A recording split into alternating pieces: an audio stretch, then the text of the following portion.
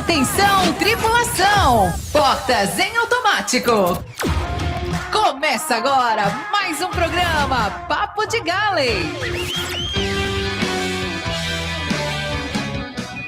Salve, salve, este é o Papo de Galley, o autêntico original há mais de 14, aliás, 15 anos no ar, né? Para você que nos acompanha de todas as plataformas de streaming, estamos aí no YouTube, estamos no TikTok também, Instagram e no Spotify para você que está nos escutando e também está nos vendo agora no Spotify. Lembrando a você que quer ser comissário ou agente do aeroporto, olha, procurem os melhores treinamentos, as melhores escolas, então acessa aí, ó, dentro do site da Horse, que você clica lá, /escolas, você vai ver todas as melhores escolas de aviação do Brasil para você, belezinha? E ó, simulados ANAC, ó, ilimitado, sem essa questão de crédito, sem nada dessas papagaiadas, é aqui, ó, no Papo de Galley, tá lá, tem tudo lá pra você, tá? Pra você acessar e usar de forma ilimitada, belezinha? Hoje o papo é sério, convidado de peso aqui pra nós, o programa hoje tá muito bom, então fica com a gente até o final, belezinha? Começamos mais um Papo de Galley.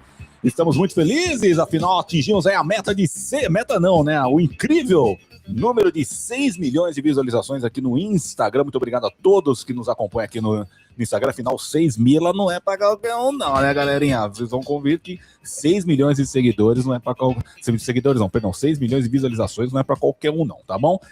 E hoje o programa tá 10, porque a gente vai tirar uma dúvida que tá brotando aí na cabecinha do povo, e para isso vamos buscar a fonte, o homem, o poço de conhecimento do Borclutez, ele que inclusive revisa os simulados da banca ANAC do Papo de Galley, são revisados por esse grande mestre, professor Segala. Boa noite, professor Segala, como você está, meu querido? Boa noite, meu amigo David Horsk. Estou melhor do que mereço. Aí sim, hein? Aí sim. Muito trabalho por aí, Segala. Como andam as coisas aí em Curitiba? Olha só, final de semana até fazendo calor aqui, mas está gostoso.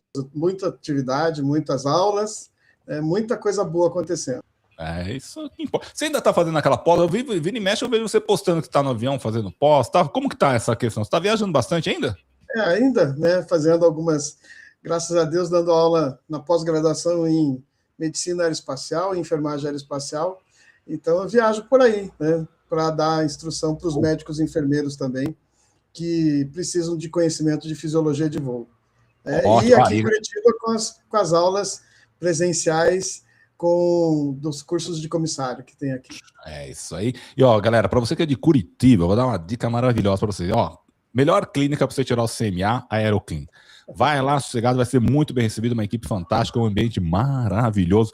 Só a sala de recepção, por mim, eu já moraria na sala de recepção, porque só aquelas cadeiras, eu falei, meu Deus do céu, que clínica maravilhosa a clínica, hein? Onde que fica, Segala, a clínica? Fica no Bacaxeri, no bairro Bacaxeri, o bairro da aviação, né? Na verdade, o aeroporto Afonso Pena fica numa outra cidade, próxima a Curitiba, mas a aviação, ela toda se concentra ali no bairro do Bacaxeri e fica ali bem na avenida principal, facinho de achar.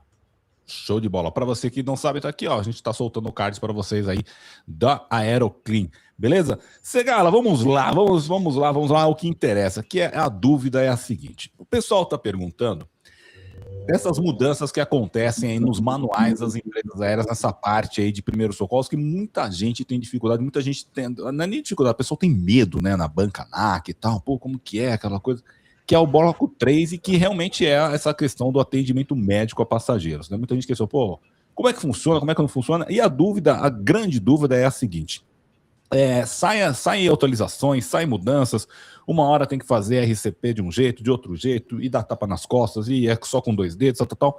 Então explica para nós, Segala, como é que funciona o seguinte, a gente quer entender assim, ó, quem que muda essas regras de primeiros socorros, da onde que vem, quem que fala, ó, agora mudou, agora é assim, agora é assado. E se isso daí é aplicado exclusivamente para aviação, tipo, para aviação, os caras falam, exclusivamente pro voo vai ser esse procedimento ou não? Como é que dá? Explica para nós aí, Segala, porque a galera fica com essa dúvida, fala assim, meu Deus, eu aprendi na escola um negócio, mas chega na empresa aérea, fui fazer o treinamento, já é outro, agora saiu a atualização de comissários no manual. Como é que funciona essa dinâmica, então, para nós?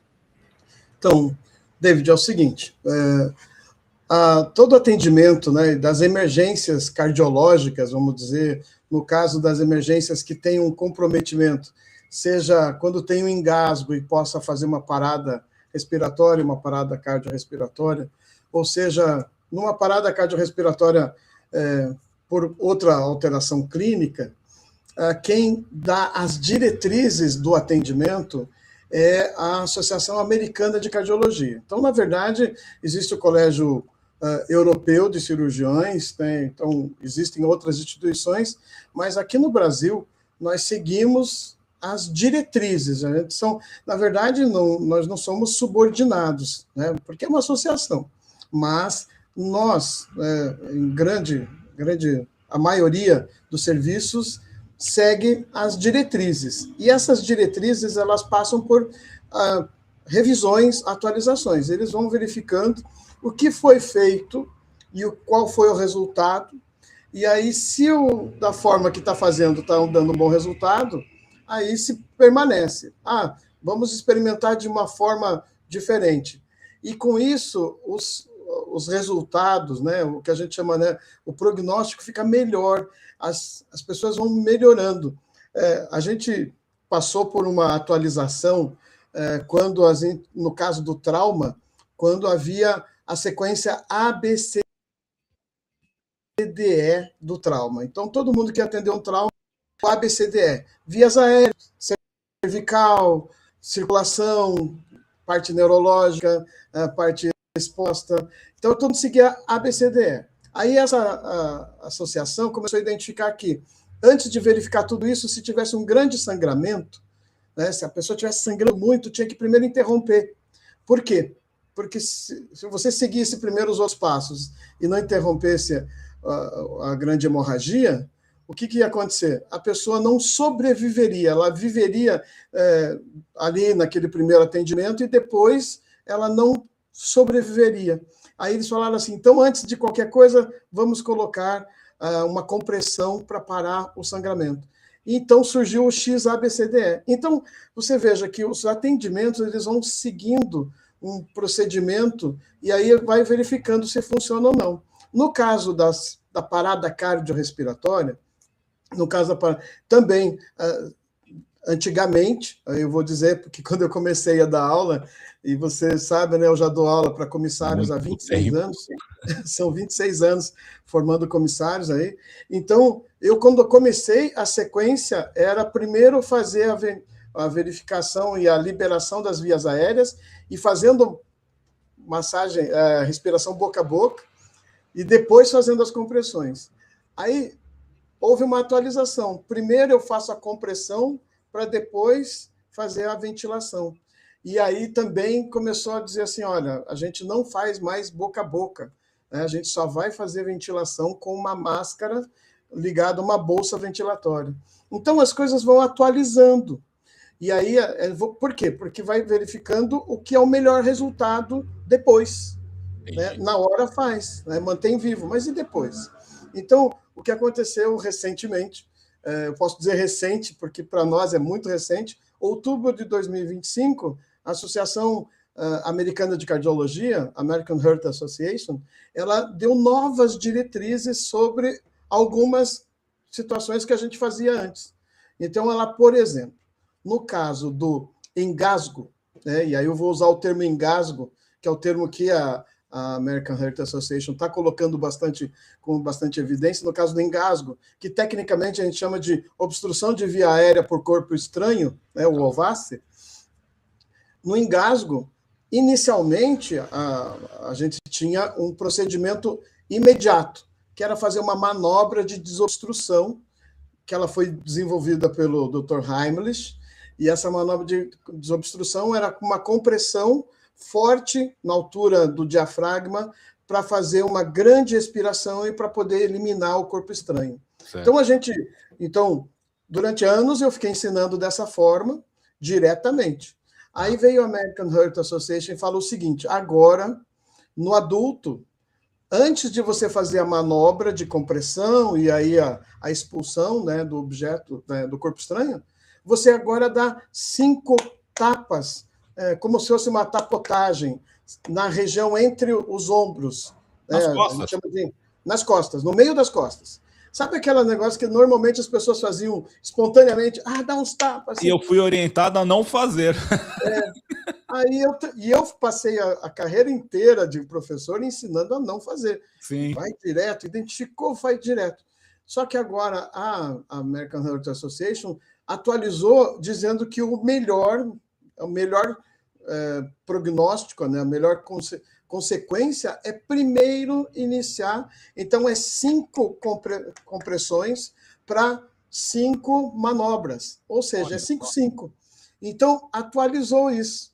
Então, aí também veio no caso do bebê, né? Então, quando você vai fazer um atendimento de um bebê, aí eles identificaram o seguinte: o que é melhor para o bebê, né? Como a gente fazia já e agora continua fazendo, os 5 tapas nas costas do bebê com a região hipotenar, né? A palma da mão aqui, né?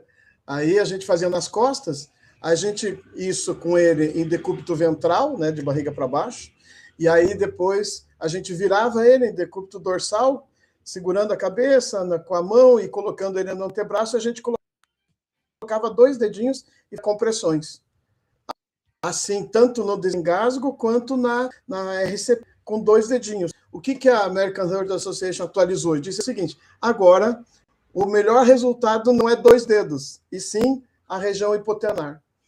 Nossa. Então, mais compressão, né? Com mais força. Né? Então, por isso que quando a gente começa a ter, por exemplo, eu posso dizer pelas escolas que eu ministro aula, quando o professor está atualizado, ele vai passar informação do que é hoje, e as empresas aéreas, os professores de primeiros socorros, são como eu, ficam acompanhando as diretrizes, e quando vem uma diretriz, é imediato eles atualizarem o manual da companhia. Sim. Por quê? Porque há uma comprovação científica de que, por exemplo, a compressão com a região hipotenária é mais efetiva. A pancada nas costas é mais efetiva. Né? Como foi anteriormente, primeiro você para o sangramento para depois você iniciar todas as outras etapas. Então, o professor atualizado, ele vai colocar a matéria de acordo com o que é hoje. Mas, como você citou bem, a banca da ANAC, ela não atualiza na mesma velocidade que a gente. Entendi. Porque é um banco de questões, tem que passar por um processo. Então, quando o comissário, né, o futuro comissário na operação, né, os comissários em formação nas escolas, eles vão aprender a técnica que é nova, mas precisa também ser lembrado de como cai na banca. Exatamente. Então, por isso que aí eu vou ser um defensor do curso de comissários. Né? Não é porque eu dou aula, mas eu vejo, né, nesses 26 anos, o nível que o Brasil tem, né, de formação do comissário, para depois ele passar por um treinamento na companhia. Então, o treinamento, eles fazem um dia primeiros socorros, né, parte teórica e prática, ou seja, não é no treinamento que o comissário vai aprender, é no treinamento que ele vai exercitar o que ele aprendeu.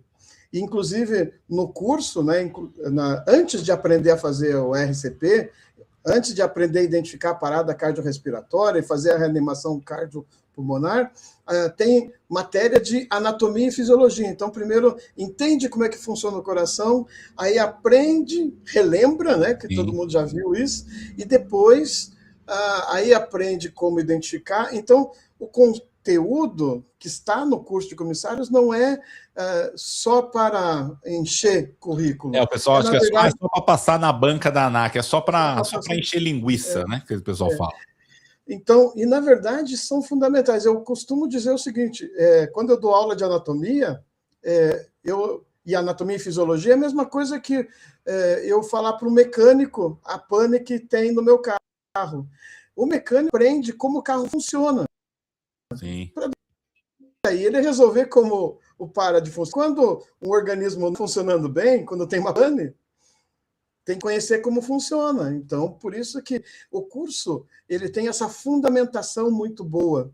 Por isso que eu sempre recomendo, onde você for escolher um curso online ou presencial, verifique a qualidade, a profundidade, né? E se ele está seguindo esse manual, né? Que embora a gente saiba que não há uma obrigação do curso, mas há uma necessidade. Anteriormente, os cursos eles tinham que, inclusive, fazer o certificado médico no início do curso. Aí a ANAC retirou a obrigatoriedade do certificado médico aeronáutico no início do curso. E eu sempre disse, ó, não é porque o CMA não é obrigatório que ele não é necessário. Exatamente. E hoje, né, ele continua sendo necessário para contratação. E aí eu fico triste, se me permite compartilhar a tristeza, de que muita gente só vai fazer o CMA quando é chamado pela companhia. Então, e aí... Isso daí é complicado, vou te falar por quê. Ó, eu fui coordenador de escola de aviação já fui coordenador de escola de aviação. E lá na minha época era assim, ó, entregou a documentação para fazer matrícula na escola, na primeira semana você tinha que me trazer o CMA. Eu falo por que isso é maravilhoso. Primeiro de tudo, para saber se você tá bem, porque se a pessoa às vezes ela faz o curso todo. Aí, quando teve essa mudança, a gente começou a exigir para fazer o treinamento de selva. Só que aí o cara já fez o treinamento inteiro, aí chega lá no finalzinho do treinamento do curso comissário, que ele tem que fazer o CMA, ele faz e descobre que ele tem alguma condição médica que ou vai atrasar o processo dele ser comissário, ou até vai impedir ele de ser comissário. Então, assim, isso aí é muito triste. E outra coisa que eu também não concordo, né, atualmente, é essa questão dos 5 anos. Tem que ser de ano em ano, porque de um ano para o outro ano muita coisa muda. Quantas pessoas, né, descobriram enfermidades naquele CMA que era anual, mulheres que tiveram aquela questão, de, às vezes, né, de câncer de mama, alguma outra coisa que... Assim, esses 5 anos eu acho que ficou um pouquinho longo. Eu acho que deveria realmente também voltar essa questão de ser de ano em ano. Eu fico triste de saber quando... alguém perde a chance, e eu tenho recentemente acompanhado pessoas que estão, semana que vem, estão indo para a entrevista e não tem o CMA ainda. Meu Deus. Nossa, mas... Então, acontece, está acontecendo. Hoje ainda aconteceu isso. Então, mas, verdade, porque uma das primeiros requisitos quando você está preenchendo, pelo menos a última empresária que a gente viu aí, processo seletivo, já estava exigindo o seu CMA válido por um ano já no momento da inscrição, né? Então esse pessoal realmente comeu bola, né? É que o pessoal escreve, sim, que possui. Aí depois faz... como eu realmente também já escutei isso, eu não vou investir agora, vou primeiro para ver se eu passo. Se eu passar, eu corro atrás e faço. Aí complica. Isso. Então, por isso que, voltando na questão da atualização dos manuais, por isso que buscar uma escola, buscar uma estrutura que possa dizer assim, olha, isso é o novo, e que seja compatível com o que você vai ver no treinamento. Porque no treinamento é o que é novo. Exato. A banca pode ser, né, como eu sempre falo, a história, o próprio torniquete na banca, ele tem que ser afrouxado por um tempo. Certo. E hoje, no PHTLS, né,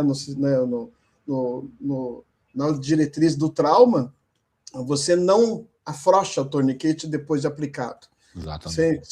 Então, por isso que a banca tem um objetivo, mas a experiência e a prática durante a vida de comissário tem outro. Então, inclusive, quando você perguntou assim, sobre o que aplica diferente, né? Então, por exemplo, no caso da parada cardiorrespiratória, identificada a parada cardiorrespiratória, ou seja, a pessoa está inconsciente e sem pulso e sem respiração, aí a gente identifica que ela está em PCR.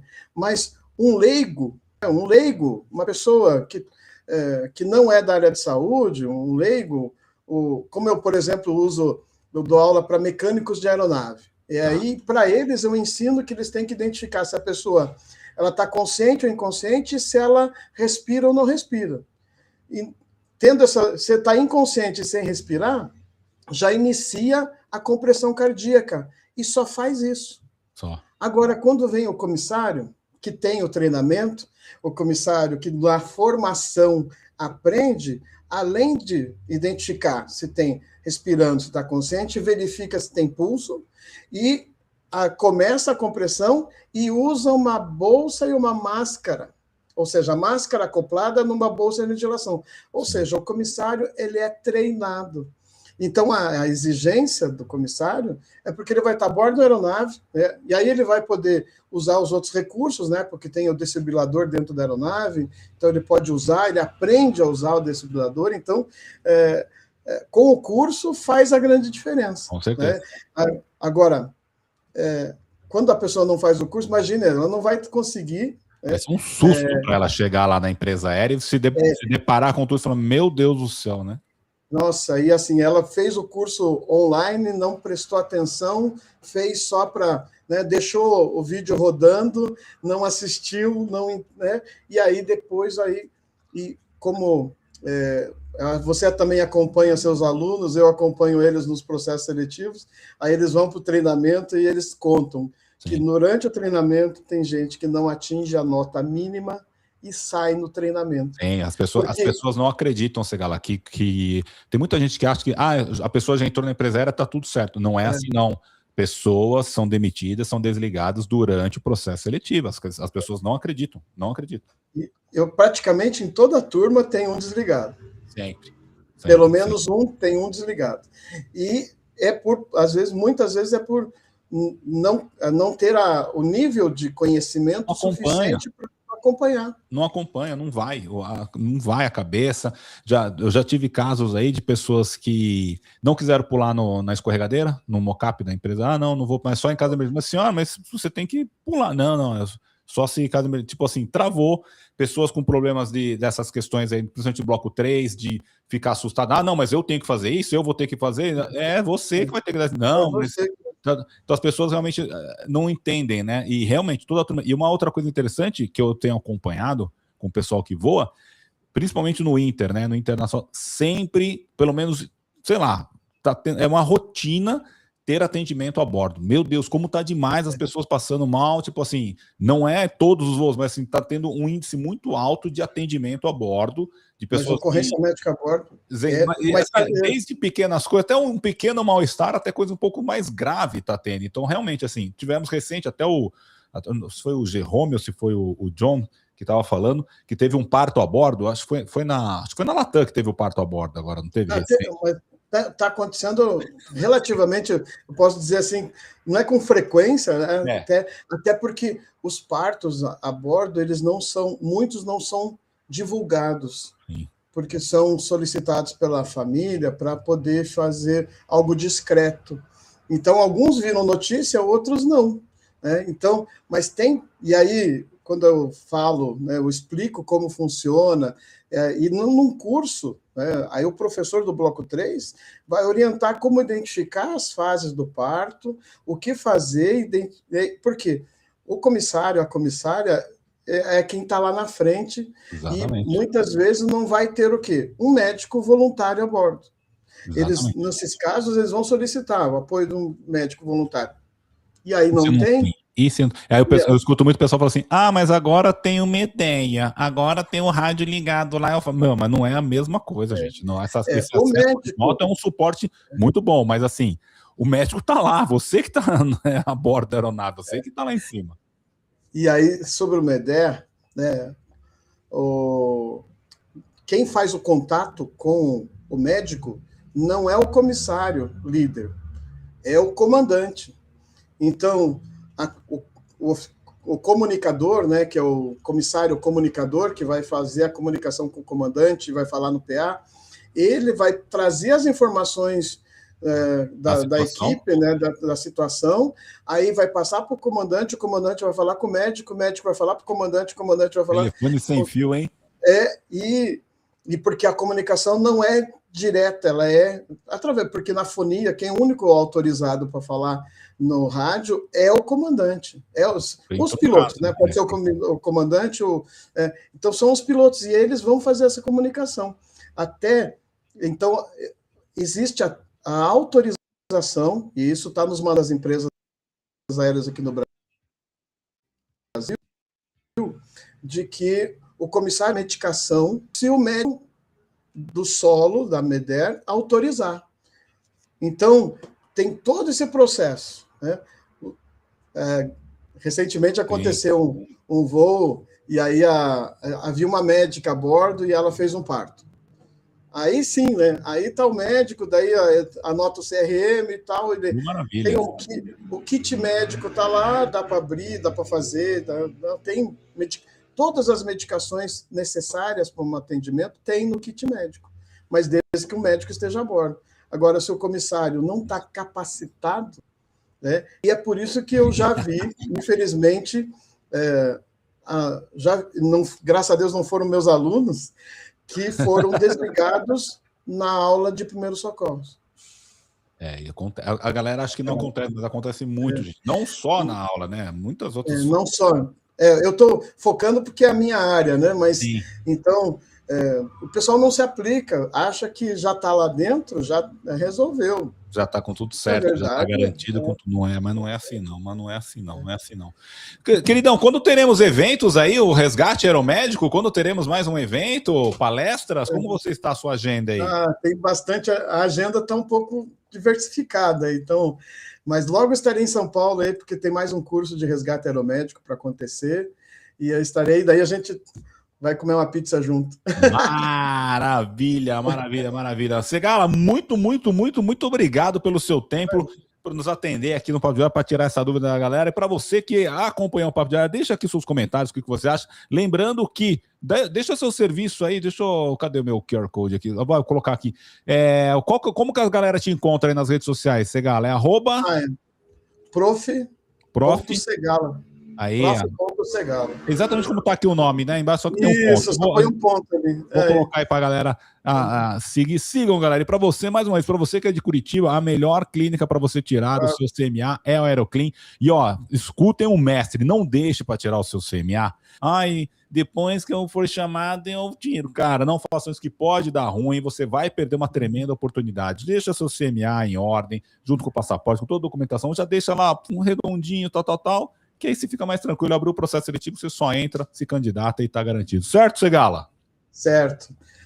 E estou à disposição, né? Você sabe que eu adoro tirar dúvida, então, quando você me pergunta, e aí? Está com uma dúvida? Adoro. Então, me fala suas dúvidas. Uma das coisas que eu aprendi é que eu aprendo com as perguntas. Sim. Porque se eu não sei responder, eu vou lá e vou estudar para saber o que é. Né? Então, obrigado por fazer pergunta, porque me ajuda a aprender mais. Exatamente. E lembrando a vocês, pessoal, para quem não sabe, o Papo de Galho é um site de simulados há mais de 16 anos no ar. Disponibiliza simulados atualizados para você estudar aí para a Bancadac. Não tem pegadinha, não tem nada. Você só preenche lá nome, e-mail e WhatsApp, você já tem acesso. Você pode estudar de forma ilimitada e o melhor de tudo, lá tem fóruns, tá? Então é de lá que a gente tira essas perguntas. Você entra em contato, você está com dúvida em algum bloco, você clica lá, você vai entrar para dentro de um fórum daquele bloco e você vai poder trocar ideia com outros usuários para tirar dúvida. E aí a gente faz o seguinte, as dúvidas que estão assim mais em alta, a gente traz aqui para o Papo de Galho, a gente procura sempre o Segala, ou o Comandante Raiol, ou o Santarelli, para tirar as dúvidas aí para vocês, tá bom? Segala, muito obrigado, eu vejo você no nosso próximo Papo de Galho, e para você que nos acompanha até aqui, muito obrigado, deixa seu like, siga a gente aqui no Spotify, para você que está aí no trânsito, às vezes na academia, vai escutando aí o Spotify, tira sua dúvida, e aqui no YouTube e no Instagram. Segala, mais uma vez, muito obrigado, a gente se vê no próximo programa, então, tá bom? Nos vemos sim, tá? Conte sempre comigo. Obrigado, valeu. Bons voos aí a todos. Atenção, tripulação! Portas em manual. Nos vemos no próximo programa.